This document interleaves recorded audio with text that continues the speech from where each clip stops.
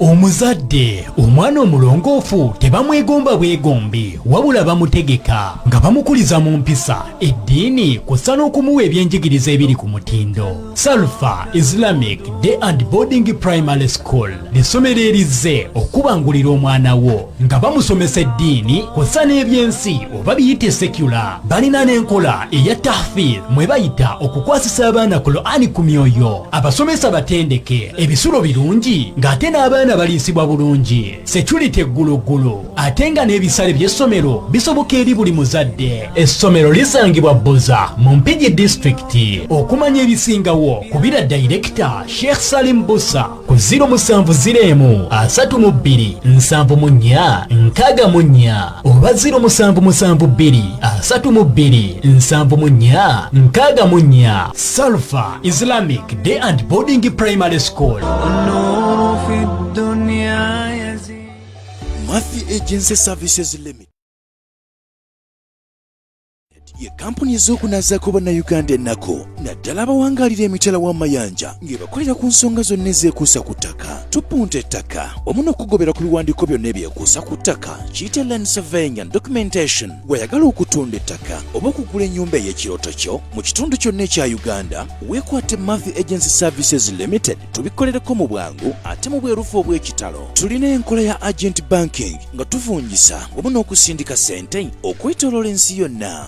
Yambako kugobera ku biwandiiko eby'enkizo omuli passport, air tickets ne visa naddala abagenda mu kyendo kya Buwarabu ku ssente ezijja mu nsawo yo. Mathi Agency Services era tukaba amagezi ag'ekikugu ku nsonga ezeekuusa ku kutunda n'okugula eby'obugagga, property consultation. Tusangibwa Mengo opposite ne Masengere Awab Mall omwaliro ogwokubiri akasenge namba 4 kuba ku noti 751 226 593 oba noti 771 592 noti 84. Mathi Agency Service.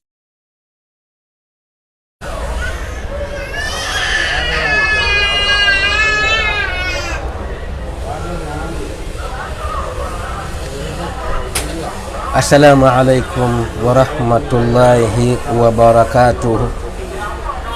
Nahmaduhu wa nusalli ala rasulihil karim وعلى آله وأصحابه ومن تبعه بإحسان إلى يوم الدين.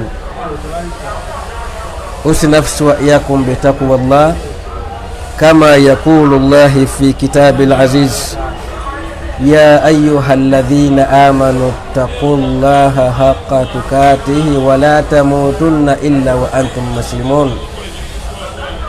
وقال تعالى يا أيها الناس اتقوا ربكم الذي خلقكم من نفس واحدة وخلق منها زوجها وبث منهما رجالا كثيرا ونساء واتقوا الله الذي تساءلون به والأرحام إن الله كان عليكم رقيبا.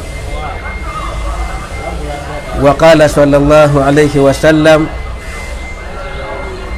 اتق الله حيثما كنت واتبع سيئة الحسنة تمحها وخالق الناس بخلق حسنة. وبعد amatenda amajjuvu agatali mu bukende bubonna ga Allah subhanahu wa ta'ala yekka. Allah subhanahu wa ta'ala yeetagwawo embeera yonna okubeera mu nteeko. Buli kisi yenna wangalira ku nsi ya Allah mu nsi ne mu ggulu bonna beetaaga Allah subhanahu wa ta'ala kubanga ye mulezi waffe mu bugabirizi bwe, mu bukuumi, mu bulabirizi na mu buli kimu kyonna ekimweyawulidde. Tumwebaza Allah waffe era tukikakasa bulungi nti yenna gw'aba awadde teri ayinza kumuggyako abadan, na yenna Allah gw'aba tawadde ensi ne bwe yeekuŋŋaanya etya tesobola kumuwa bimugasa illa ma rahimallah. Tumwebaza okubuwungeeza nga tuli balamu nga tukyatemya bukofu era tumusaba Allah waffe atuwa obulungi obuli mu kawungeezi kano wa khayra ma ba'daha wa na'udhu bika min sharri ma fi hadhihi al-laylati wa sharri ma ba'daha.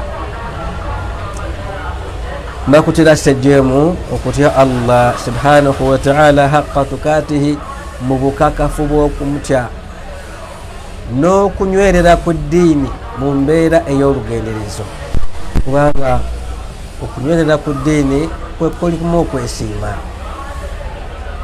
Teri ajja kutuuka mu maaso ga Allah okujjako nga yatuukiriza, teri ajja kutuuka mu maaso ga Allah Allah amusiime wa innama nga yatuukiriza ebyo ebyali bimuvunaanwako, nga bimu ku byo ebitugamba Allah subhanahu wa ta'ala nti wama khalaqtu ljinna wal ins illa liya'budun, ekyatonza amajini n'ebitonde ebiyitibwa abantu kwali kusinza Allah.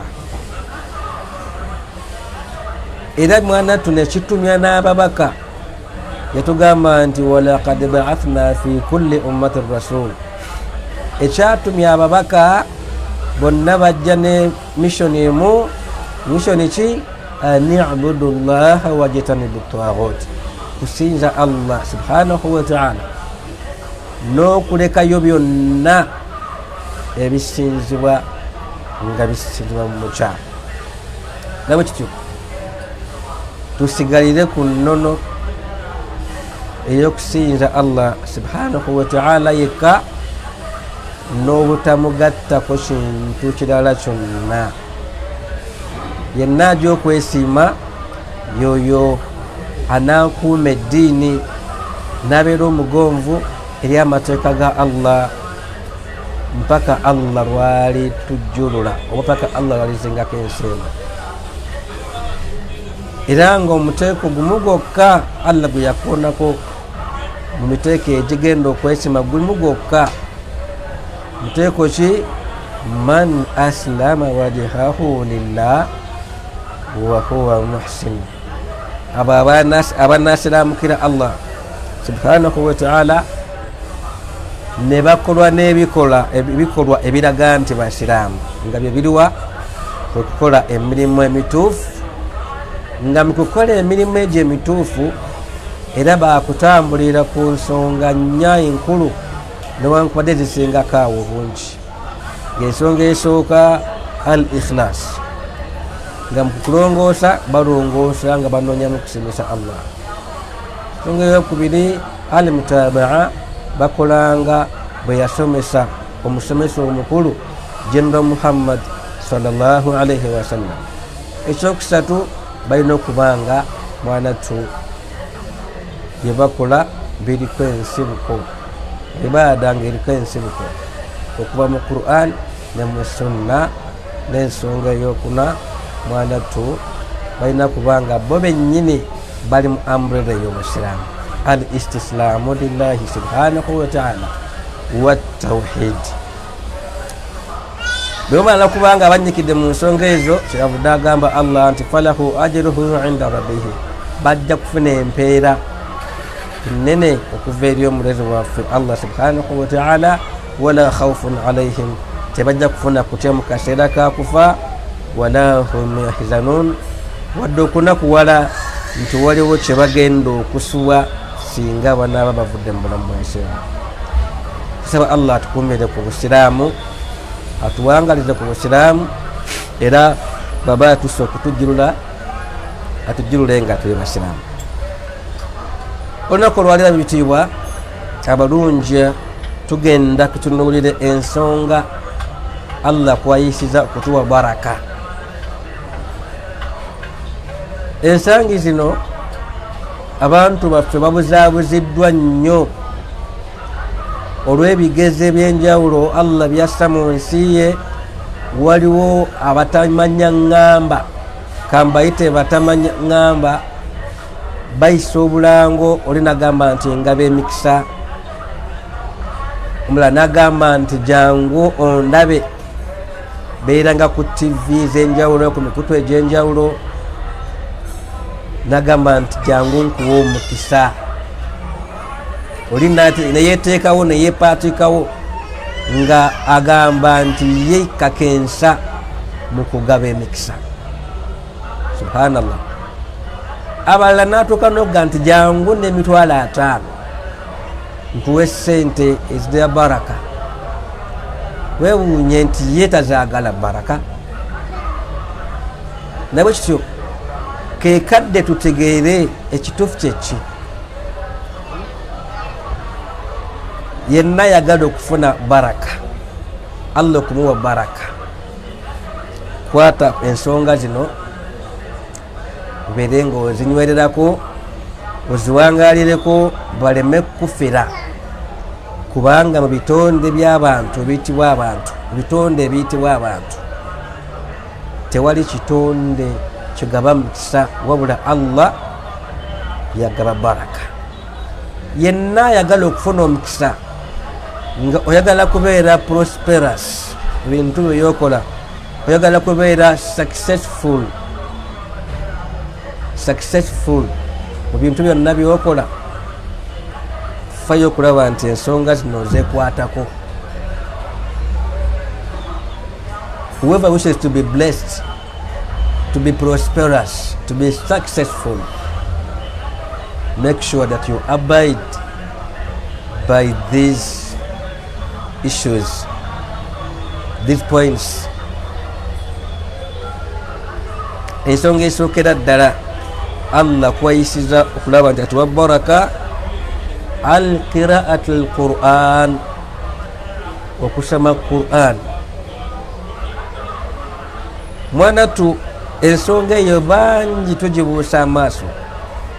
Abamu nasoma nga asoma kutuusa butuusa luwalo, naye yagamba Allah subhanahu wa ta'ala nti kitabun anzalnahu ilayka mubarakun, ekitabo ekyassibwa kubwe Muhammad sallallahu alayhi wa sallam n'ab'ekibiina kyo nga mubarakun, kitabo kya mukisa kwoyo akyettanira nakitadabbara oba kukifumiitiriza ensonga ezisomebwako zogeddwamu, n'atakoma ku ekyo n'abanga byasomye abikolerako abitambulirako. Gifuule embeera nti buli luvannyuma lw'esswala ey'obwetteeka omaze fajiri, ezimu ku dhikiri oba kwa dhikaari zolina okubanga wekwatako, beera mu baddu abasomayo at least waakiri aya 10 ng'omaze okusala ey'obwetteeka. Beerako mu baddu abasomayo waakiri aya 10 oba aya 5 oba peegi emu. Omanye nti ku fajiri esomeyo peegi, n'omanya nti ku dhuhuri nawo lusomyeyo peegi. Embeera eyo tugyekwateko, kubanga Qur'an yekitiibwa mwanattu, kitabo kya baraka era yakisoma mu mbeera ey'obuvunaanyizibwa. Nabwe kityo fayo okulaba nti Qur'an ogyekwatako, n'oyo amanyimu essuula entonotono ddiŋŋana ezo nga bw'olwana bwezizingirire okulaba nti mwanattu lwana bwezizingirire okulaba nti mwanattu oddiŋŋana ezo z'omanyi, n'okuba nti oyiga ezo z'obadde tomanyi mu mbeera efaanaganako bwetyo. Ensonga eyokubiri mu nsonga Allah kwayisiza okutuwa baraka y'ensonga ey'okuliira awamu. Ebeera embeera ey'okuba nti mwanattu bwe tuba tuli waka waffe alhamdulillah, bwe tuba tuli waka waffe mwanattu tuliireko awamu, bateeke ku suniya oba ku sowaani emmere tugiriireko wamu. Hadithi ng'eva ku sahaba ayitibwa Wahshi Wahshi bun Harb radiyallahu anhu ategeza Wahshi nti annahum qalu ya Rasulullah, yagamba nti obanga gwe mubaka wa Allah, ya Rasulallah, inna nakul, mazima ffe tulya emmere ewaffe muwaka naye mwana tu, wala nashbi', ate tetukuta. Bwe tulya emmere tubanga abatalidde, embuto zibanga omutali kantu konna. Bw'atyo omubaka sallallahu alayhi wasallam qaal, namugamba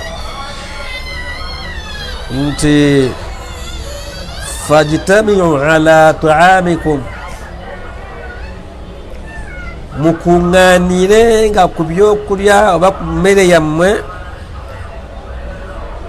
bimaana mulire nga wamu, muteekewo embeera ey'okuliira awamu.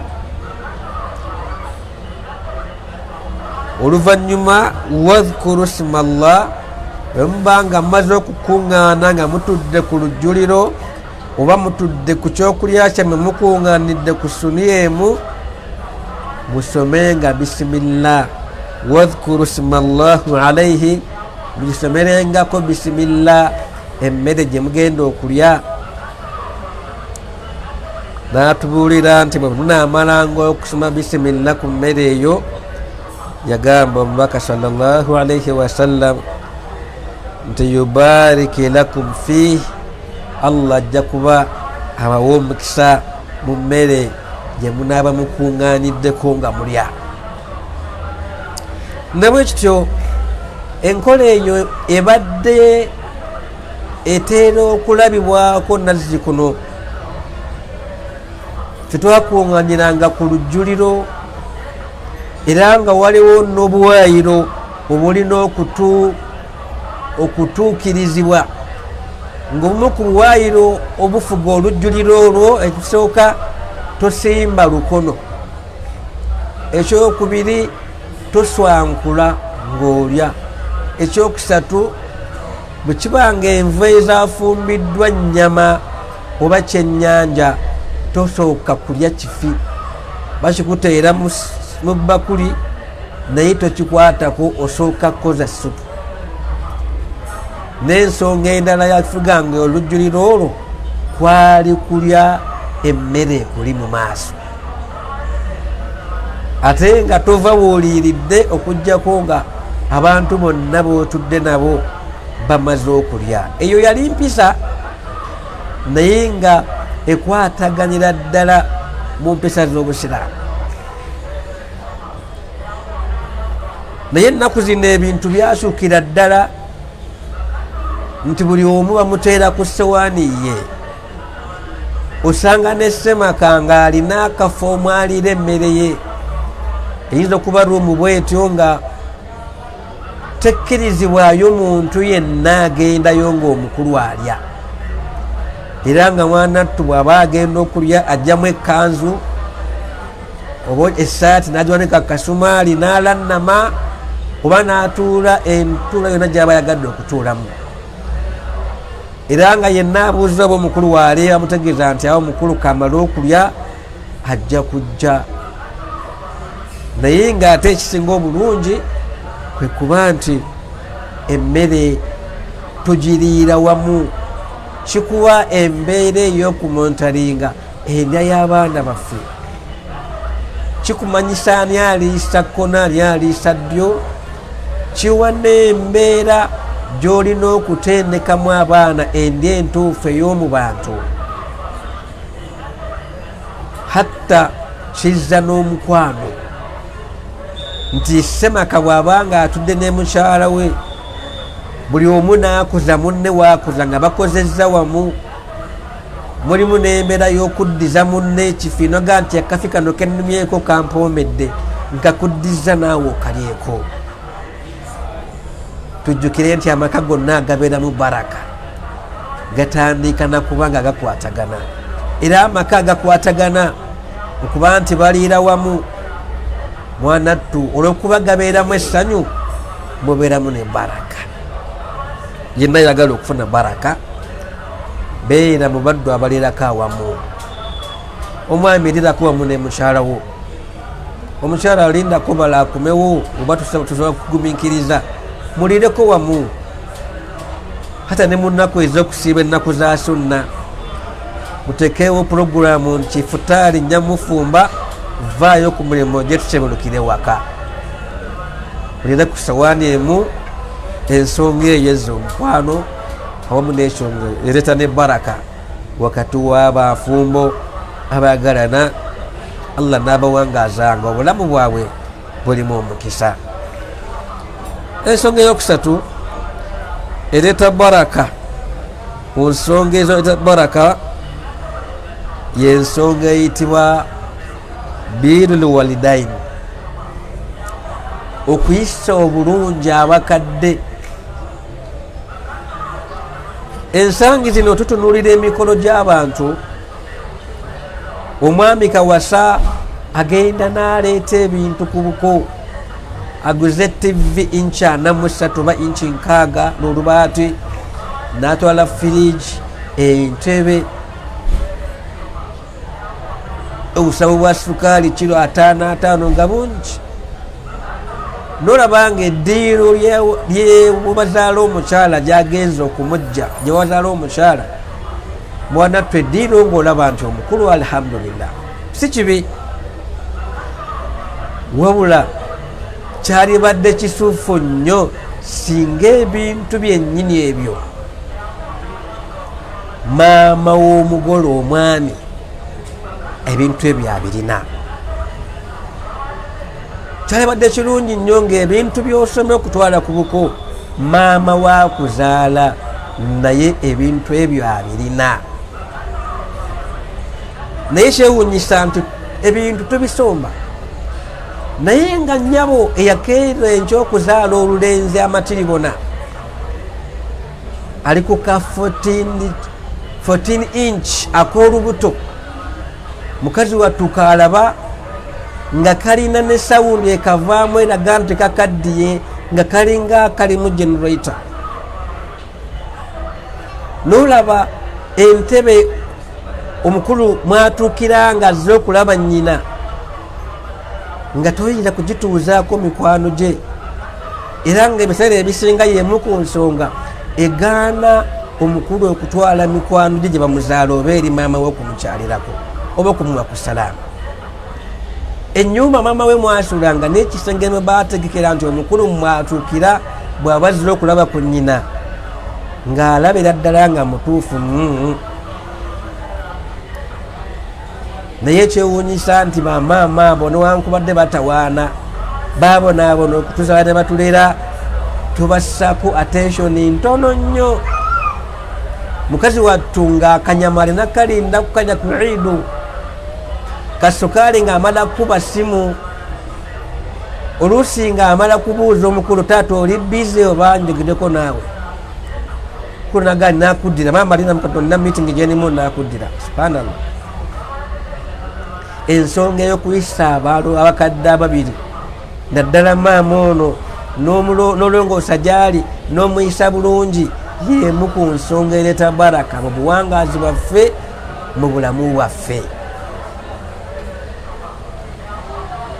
Okukwata emitwalo 3 oba emitwalo 5 n'oziweereza maama, n'omugamba maama akasente okalabye ku mobile money oba ku Airtel money, nakubuuza nti zaaki ng'alaba nnyingi nnyo, n'omugamba maama esente ezo zizo zikozese kyonna ky'oyagala. Abo wennyini essanyu ly'oba oleese mu mutima gwe, mu kifuba kye, kasita maama asanyuka, kasita omukadde asanyuka, nga ne baraka Allah asimulula. Bino mu bizinesi zeesibye, konteina eremeddeyo, revenue eremedde ebintu byange, ebyo byonna ekyebisimulula kiri kimu, kunoonya wava essanyu ly'omuzadde maama ne taata, naye nga kisinga kikulu mu byonna ye maama. Nomanya nti outing yo weekend yo olibuze ogenza omulambuddeko, otuddeko awo oliddeko byafumbye, muliriddeko wamu.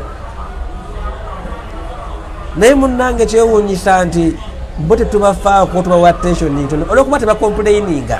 Kyewuunyisa nti basobola n'okukwata omu ku batabani nga yatigomya ekyalo, taata n'agamba nti nkooyo ababbi ewange, naye maama yagamba abagenda okuba oba okuwokya omutabani nti temusaasire oyo gwe mugendako, kyamusaasireze mugenda kundeka mu mbeera ki ng'omuntu oyo mumusi.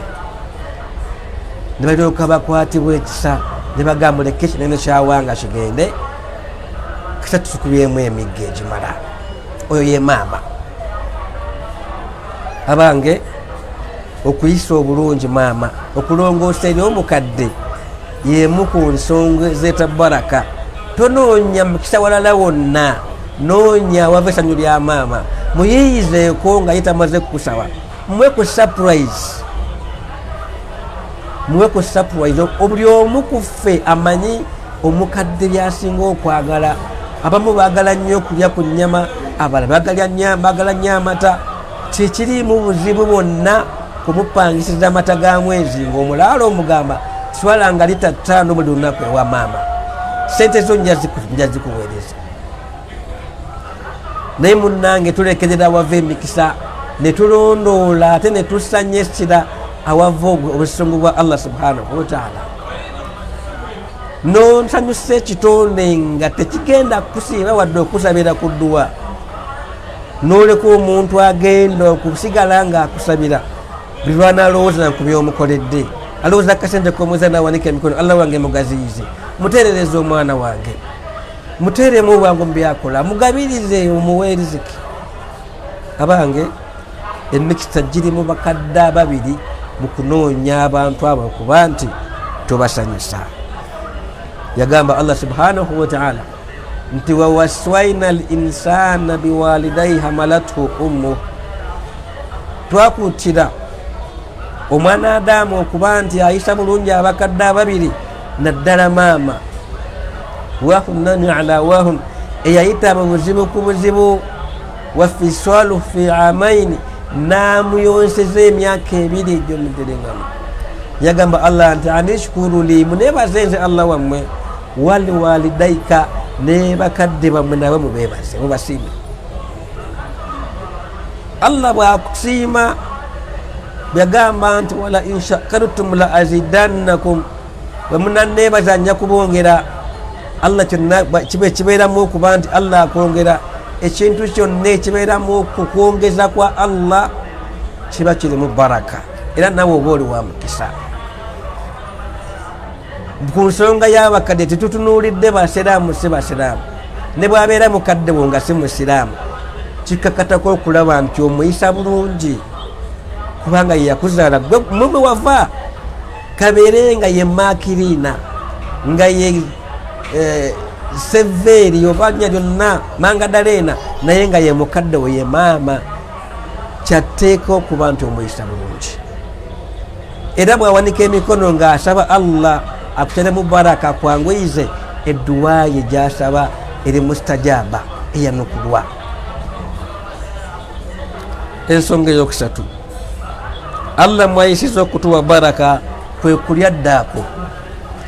Yagamba omunene wa umma eno omubaka Muhammadin sallallahu alaihi wasallam nti tasaharu fa inna fi suhuri baraka, mulye ddaako, mazima ddala mu kulya ddaako mulimu omukisa. Mulimu baganda baffe abamu ng'alina obuzibu bw'olubuto, era ng'akugamba nti bwendya emmere ya ddaako olubuto lusiiba lungulumba. Tebagambye kulya mmere n'essalire, wabula okulya ddaako ne bw'oba onywedde bunywi lwendo lw'amazzi oba olidde ddaako, ne bw'ofuna obutende 2 oba 3 n'onywerako olwendo lw'amazzi era oba olidde ddaako. Weeteekemu embeera erya ddaako osobole okufuna ku bulungi obuli mu kulya ddaako, era nga si bulala wabula baraka. N'ensonga endala erimu Allah mwayisiza okuba nti atuwa baraka kwe kutoola salaamu nga tukomyewo ewaka. tekigwanidde kumalaga konkona olamala okokona newefubitika ennyumba nedda tola salaamu konkona otolera abali mu nyumba salaamu nti assalaamu alaikum warahmatullahi wabarakatuh. Ate mubanga temuli bantu namutoleramu salaamu ennyumba gitoleremu salaamu Allah gitekemu baraka kubanga erimu ebikolo bisatu assalamu alaikum oba salaamun alaikum emirembe gibeere ku nnyumba gibeere gimuli warahmatullah n'okusaasira kwa Allah wabarakatuhu n'emikisa gye. Tola salaamu ng'oyingidde waka ne bootoledde baanukule bwebanga tewali gwe tola butozi salaamu olwokuyingire mu nyumba mwana tu nyumba etolebwamu salaamu ng'ogyeko okuba nti ebeeramu baraka ne shaitani teyingira mu nyumba etolebwamu salaamu.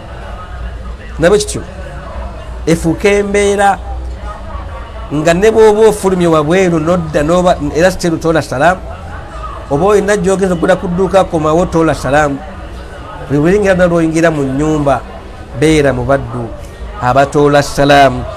Allah subhanahu wa ta'ala ajja kuteeka baraka mu nyumba eyo n'abagirimu oba n'abagiwangaliramu mu mbeera efaanaganako bwetyo. N'ensonga eddirira esembayo mu nsonga ezireeta baraka mwanattu mwe muli okukeerako ku mirimu okubeera abakeeze.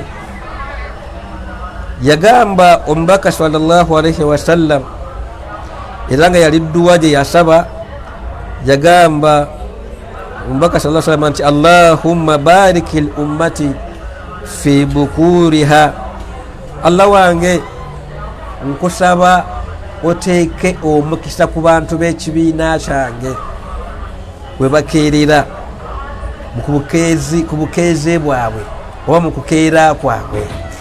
Ai Allah teeka omukisa ku bantu b'ekibiina kyange ku kukeera kwabwe. Edduwa eyo ekwata omuntu yenna singa akola ebintu bino wammanga bimaana agifunamu agiganyulwamu singa akola ebintu bino wammanga. Awalan okubeera mu baddu abazukuka ku maca nga bazinye fajiri n'ofuna wudhu n'osaala kabuliya eya fajiri ng'ogisaalidde mu makaago oba mu nyumba yo. Bw'abeera mwami ng'omaze okugisaala n'ofuluma n'otambula n'ogenda ku masjidi gy'ogenda okusaalira sola ya fajiri oba subuhi. Era bw'otuuka ku masjidi nga tebanakema swala n'osaalayo eraka bbiri ez'ekiramuso ekya mu masjidi ky'oyinza okuyita attahiyatul masjid. Bw'omala okuba nti osadde n'oliira bakima swala n'osaala fajiri mu jamaa n'okola adhkaari ba'da swala olwo nno n'ofuluma n'ogenda gy'ogenda okukolera.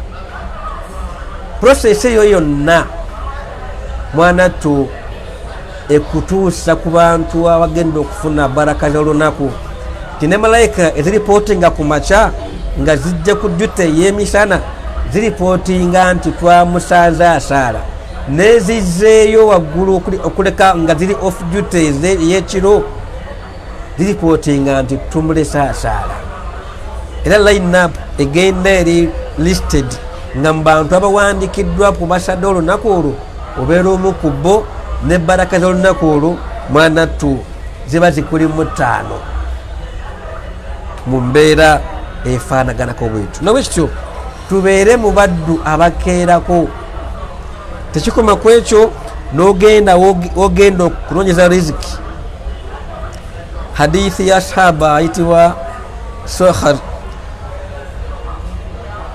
ategeeza nti wakana saharun rajulan tajiran Saharu yali musajja musuubuzi mututumufu fakana yabathu tijaratuhu fi awwal an-nahar yakezanga bizinesi ze mwanattunga azitwaya ddala mu kadde akasokerako ak'okukeera naye gye byaggwera yagamba ndi fa athra wa kathura maaluhu mwanattu Allah yayinjiwaza emaali y'omwami oyo ayitibwa Sohar olw'okuba nti yali mbeera ye okuba nti bw'amala okusaala akeera wagenda okukolera Allah nabanga atamuteredde baraka mu byakola mu byasuubula era Allah namugaziyiza ebyenfuna ye tubeere abakeze mwanatu hadithi eva mmengaawo era nga yeggattibwako abambejja n'abalangira egamba nti ennyonyi enkeze yerya olusiriŋŋanyi kitegeeza nti omuntu yenna akeera mwana tataviiramu awo man jadda wajada oyo yenna afaabikana n'alafuubana amala nawangula obuwanguzi bwonna obulaga nti omuntu oyo muwanguzi Allah amusako baraka olwokuba nti ayagala okufuna kyo kivudde muntu yoze ate nga riziki esinga okubeera mu baraka yeeyo evudde mu ntuyo z'omuntu ng'agyekoleredde agyenoonyereza n'ensonga gyetujja okusembyayo mu nsonga zireeta baraka Allah mwayisiza okuba nti akatuwa baraka y'ensonga ey'okwewala amazambi ensonga ey'okulongoosa olulongoosa olw'olugenderezo الدوام على فعل الخيرات ensonga eyo Allah subhanahu wa ta'ala yajogerako yagamba nti man amila salihan min dhakari au untha wa huwa mu'min oyo yenna alongoosa akola obulungi min dhakari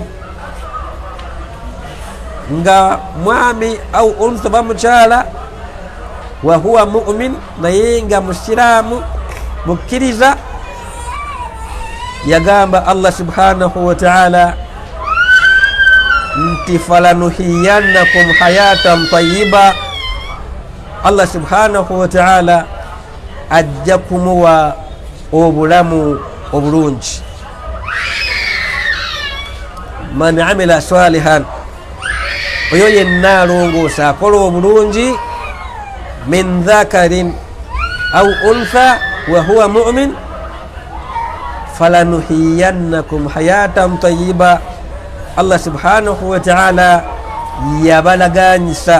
yamulaganyisa obulamu obulungi alhayatan tayyiba ebeera mubaraka bubeera mubaraka naye nga obifuna ddi kubeera mu baddu abalongoosa olulongoosa olw'olugenderezo Allah subhanahu wa ta'ala nasaasira nateeka baraka mu buwangaziwo yenna yagala obuwanguzi mu bulamu kyabbeeyi okubeera nga abeera mu balongoosa nga bimu ku byomwe muli okwekwata ku swala etaano olaba ne mukwaziina mulimu akanyami nagamba nti hayya ala alfalah mujje eri okwesiima mujje eri obulungi buli luddawa buli mu kusaala swala ttaano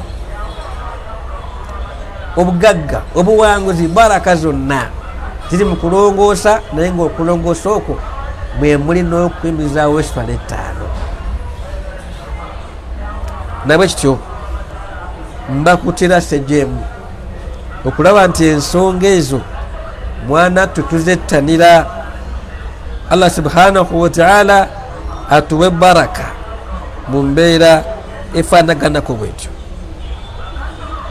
n'ensonga gyetujja okusembezaayo ddala olunaku olwaleero kawungezi ka leero y'ensonga ekwatagana ku kusaala salati duha kakasa nti olunaku luto olumalaako toyituuka mu kadde ka dhuhuri okujjako ng'obadde mu basadde salati duha era kabbiri oba nnya kale ekitonde nnyo weeweeyo salekera kannya oba kusingawo esookera ddala obeera osaddakidde ebiyungo byo okuba nti Allah bikukuumidde nga bikyali kalaso bikyakola bulungi, beera ng'obisaddakira ng'osala salati duha. Ekyokubiri, obeera otadde mu nkola sunna y'omubaka Muhammadin sallallahu alaihi wasallam okusinziira ku hadithi ya Abi Hurayra radiyallahu anhu bwe yagamba nti awswani khalilin bithalathi, yankutira mukwano gwange, ategeezaani omubaka Muhammadin sallallahu alaihi wasallam ensonga 3, naye ezimu ku nsonga ezo 3 yagamba nti wa salati duha, n'okwekwata ku salati duha. Ebimu ku birungi ebiri mu kussa mu nkola sunna z'omubaka Muhammadin sallallahu alaihi wasallam, Allah subhanahu wa ta'ala yagitugamba mu suratul Al-Imran. Yagamba Allah subhanahu wa ta'ala mu surati wa Al-Imran, yagamba qul in kuntum tuhibbuna Allaha fattabi'uni, gamba abantu b'ekibiina kyo nti bwe babanga baagala Allah subhanahu wa ta'ala fattabi'uni, babeerenga bakugondera bakugoberera gwe Muhammad sallallahu alaihi wasallam, bafune ebintu bino bibiri. Ekisooka yagamba Allah subhanahu wa ta'ala nti yuhibbukumullah, Allah ajja kubafuula baganzi, Allah ajja kubaagala, Allah ajja kwagala omuntu assa sunna z'omubaka Muhammadin sallallahu alaihi wasallam. Ekya Allah okuba nti oli mukwano gwe kyokka kitegeeza nti olina baraka, oli wa mukisa, anti teri ayinza kukwata ku mukwano gwa Allah mu mbeera ey'okwagala okumukosa n'asigala nga takoleddwako. Ekyokubiri kyafuna wayaghfir lakum dhunubakum, Allah assaako n'okumusonyiwa ebyonoono. Allah okuteeka mu bantu be yasonyiwa nakyo kiraga nti oli wa mukisa, era ebimu ku fomu ya baraka gy'ofuna mu nsi ne ku nkomerero. Nabwe kityo tujjukire nti yagamba Allah subhanahu wa ta'ala nti inna Allaha la yughayyiru ma biqawmi hatta yughayyiru ma bi anfusihim. Allah tajja kukyusa mbeera zaffe atuwe baraka okujjako nga naffe tukoze ensonga ezinaamuviirako Allah waffe okusiima atuwe baraka. Era Allah tajja kutujjako baraka zabadde atuwadde wa innama nga naffe twefudde bakiwagi ne tukola ebimunyiiza. Tusaba Allah tuteeke mu bantu abakola ebimusanyusa ebinaatuviirako kubanga atufuula bambukisa, tumusinkanenga mu batono abamu abaavu be yasiima, tulimu abo bajja okuwejjana abeerenga abataasa omuliro. Tubajjukiza ku nsonga ya public address system nti ennamba eziri ku screen okwo kwe bamuteeka ssente, ennamba ezo ziri mu mannya ga Bashir Kasujja, era nga ennamba ya Airtel eri 0758 633 627, eya MTN eri 0779 838 098. Ennamba ezo zonna ziri mu mannya ga Bashir Kasujja. Teekako akasente mwanattu kajja kuba kabeera reflected wano, era n'amanya tujja kuba tugatimba ag'abaganda baffe abanaba bakoze eki bakontributize ku lwa Allah subhanahu wa ta'ala. Yagamba Allah nti wama tukaddimu li anfusikum min khairin tajiduhu inda Allah, kyonna kyonna okulembeza nafsi yo nga gyekikulembeza mu bulungi ojja kisangayo mu maaso ga Allah subhanahu wa ta'ala. Saba Allah twagale nnyo era tufuule ba mukisa. Eddoboozi si ddungi, linamu kiyegu, saba Allah ampe shifa, naye byonna ebitavuddeyo bulungi musaba munsonyiwe baganda bange, muteekeko ne mudduwa Allah ansaasire amponya oluwonya nga teluleka bulumi mu mubiri. Wa akhiru daawaana alhamdulillahi rabbil alamin wal asr innal insana lafi khusr illa alladhina amanu wa amilu salihat وتواصوا بالحق وتواصوا بالصبر. السلام عليكم ورحمة الله وبركاته.